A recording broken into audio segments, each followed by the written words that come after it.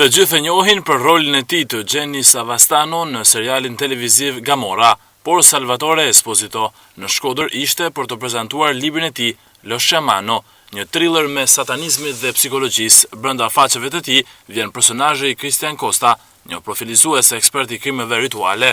Nuk ka asnjë departament hetimor apo seksion të vrasjeve, në zyrat e të cilit emri i tij nuk është përmendur të paktën një herë.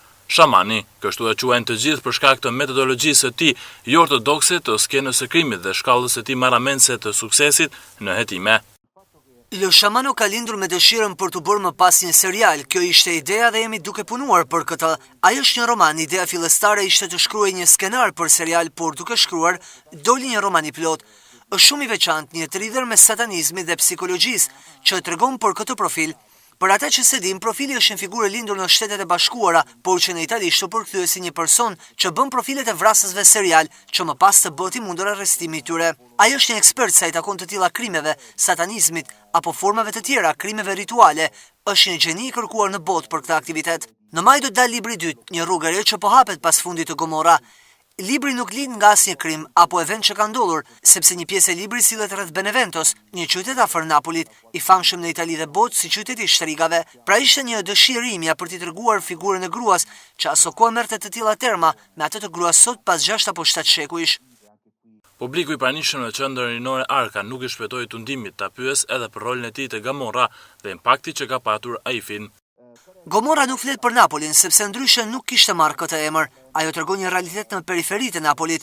Gomorra është një metaforë e madhe, tregon pushtetin, dinamikat e kriminalitetit, familjeve të tilla. Mund të ishte treguar për kudo në Shqipëri, SBA, Budapest. Gomorra ishte një sukses ndërkombëtar sepse gjuha, aksionet, marrëdhëniet, dinamikat kriminale janë të njëjta kudo. Edhe në Shqipëri do gjesh një Gomorra, por ka emër tjetër. Ajo që kemi treguar ishte krejt diçka tjetër. Napoli, që kur Gomorra ka dalë, ishte qyteti më i vizituar në Itali në 5 vitet e fundit, sepse njerëzit kur shohin Gomorran shohin bukuritë e Napolit dhe menjëherë e thonë. Ajo që tregojmë është realiteti i periferive, që institucionet i kanë braktisur. Sa vende të tilla ka dhe në Shqipëri që shteti ka braktisur. E kur ai braktiset, aty rritet kriminaliteti. Vërtet një Gomorra e gjen kudo. E ne se kemi patur këtë frikë, pasi shumë turistë, regjizor, aktorë ndërkombëtarë kanë zbuluar Napolin përmes këtij filmi. Të rinjve, për të prekur suksesin, u jep këtë mesazh. Ajo që ju them të rinjve gjithmonë është studioni, punoni, përgatituni për të qenë gati kur ai shans do t'ju vi, sepse ai ju vjen të gjithë në të mirë dhe të keq. Nëse janë të gjitha kushtet për të realizuar do të bëhet. Kur të vjen ai shans dhe ti nuk je gati, s'mund të kapesh me askënd. Zakonisht krijohet ideja se disa gjëra vijnë nga qielli apo që vjen dikush të hap dyert. Duhet gjithmonë të punosh të bësh sakrifica. Nuk ka rëndësi nga vjen, familje e varfër apo e pasur. Duhet ti ta krijosh me duart e tua çdo gjë, të sakrifikosh për ëndrrën tënde.